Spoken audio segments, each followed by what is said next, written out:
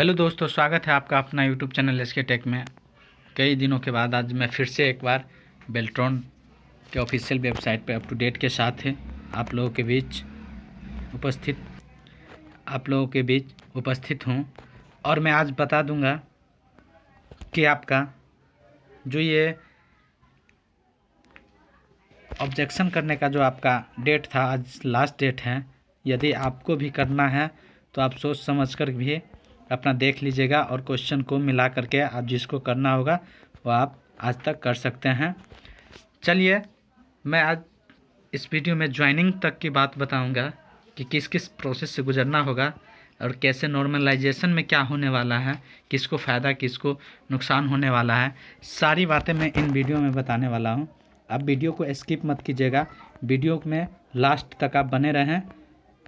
चलिए, तो बिना विलम्ब किए मैं अब बताऊं कि इसमें जो है ये बेल्ट्रॉन का जो री एग्ज़ाम था 7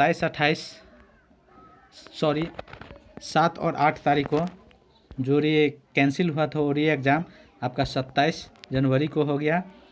इसके बाद होने के बाद आपका रिजल्ट MCQ भी जारी कर दिया है MCQ का।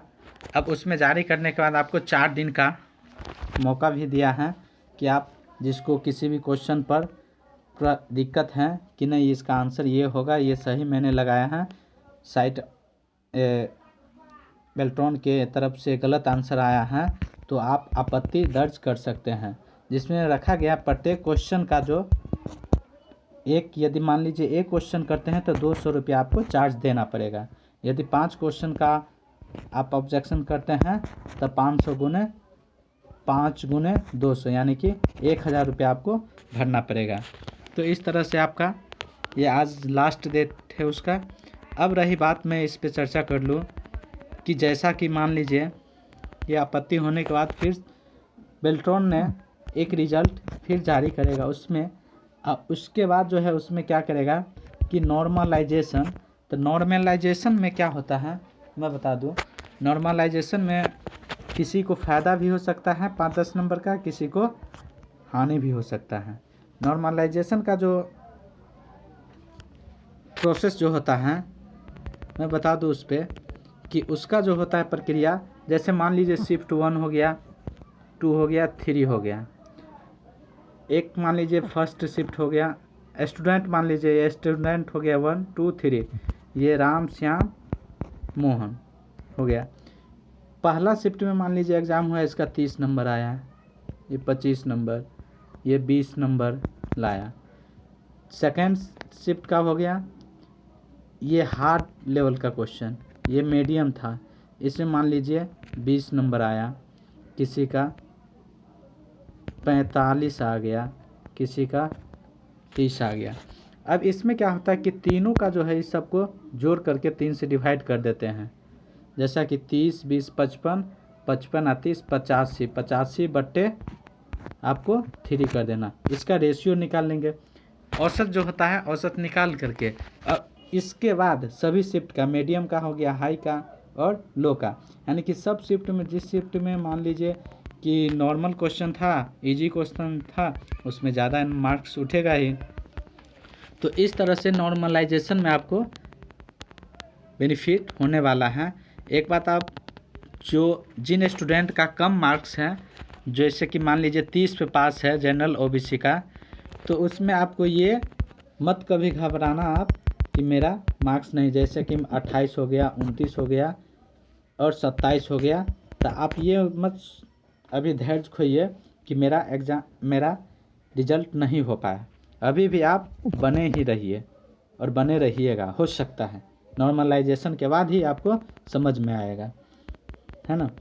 इसके बाद रही बात कि अब मैं बता दूं कि कितने मार्क्स पे किस पे कितना का आपको पासिंग हिंदी इंग्लिश और MCQ में कितना मार्क्स लाना है। इस पे मैं थोड़ा चर्चा कर लूँ, कैसे क्या मार्क्स चाहिए किन कैटेगरी में, सारे में इस पे मैं चर्चा कर लेता हूँ। एक बार देखिए, आप यहाँ आ जाइए, मैं बता दूं यहाँ जो CBT का जो MCQ हुआ था, यहाँ कैटेगरी दिया है जनरल OBC का जो है 30 नंबर आपका पास होने के लिए नेसेसरी रखा गया। वहीं SC और ST का जो है 27 नंबर लाना है। फीमेल कैंडिडेट का 27 मार्क्स लाना है।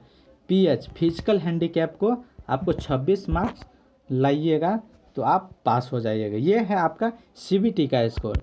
CBT में यदि आप इस तरह से मार्क्स लाते हैं तो आप पास हो जाएगा। हाँ, जैसे मान लीजिए OBC का मैं बताया हूँ कि नॉर्मलाइजेशन में क्या फ़ायदा, जिसको 29 नंबर है वो 30 पे पास है तो समझ लीजिए कि वो व्यक्ति 29 वाला पास ही नॉर्मलाइजेशन होगा। तो आप देखिएगा नॉर्मलाइजेशन के बाद आप मेरे चैनल पर बने। यदि चैनल पर नए हैं तो चैनल को सब्सक्राइब करके बेल आइकन दबा लीजिए।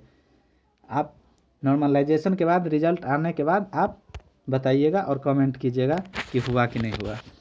इसके बाद जिसका SC ST का 27 है, मान लीजिए किसी का 25 आया है, 26 आया, 24 आया, तो वो व्यक्ति घबराए नहीं हो स्टूडेंट, क्योंकि उनका भी हो सकता है। मैं ये नहीं कह रहा 100% होगा ही, हो सकता है ना। फीमेल को भी 27 मार्क्स चाहिए और ये फिजिकल हैंडीकैप को 26 मार्क। तो इसमें क्या होता है, जिसका 21 भी होगा ना, 23 भी होगा ना, तो वो पेशेंस रखिए। नॉर्मलाइजेशन के बाद आपको रिजल्ट देखने को मिलेगा। इसके बाद समझ में आएगा कि मेरा होगा कि नहीं होगा। अब रही बात मैं टाइपिंग की कर लूँ तो टाइपिंग में क्या क्या कैसे कितना मार्क्स लाना है। तो हिंदी टाइपिंग की बात कर लूँ तो हिंदी टाइपिंग में जनरल OBC को 25 पास चाहिए, SC ST को 22 पर पास चाहिए, फीमेल को 22 पर पास चाहिए, PH कैंडिडेट को 21 पे पास चाहिए। वहीं इंग्लिश की बात कर लो तो जनरल OBC को 30 पे पास चाहिए, SC ST को 27 पे पास चाहिए, फीमेल को 27 पे पास चाहिए, फिजिकल को 26 पे चाहिए। ये इंग्लिश का। इस तरह से आपको दोनों टाइपिंग, जिसका सिंगल होगा केवल हिंदी केवल इंग्लिश, तो आप उस तरह से आप देख सकते हैं। तो चलिए उम्मीद करते हैं कि इस तरह से आपका जो, और रिज़ल्ट की बात मैं करूँ तो रिज़ल्ट आपका भी फरवरी में ही लास्ट तक देखने को मिल जाएगा। इसके बाद चलिए एक नए अप टू डेट के साथ मैं फिर से रहूँगा। तब तक के लिए बाय बाय, फिर मिलते हैं नेक्स्ट वीडियो में।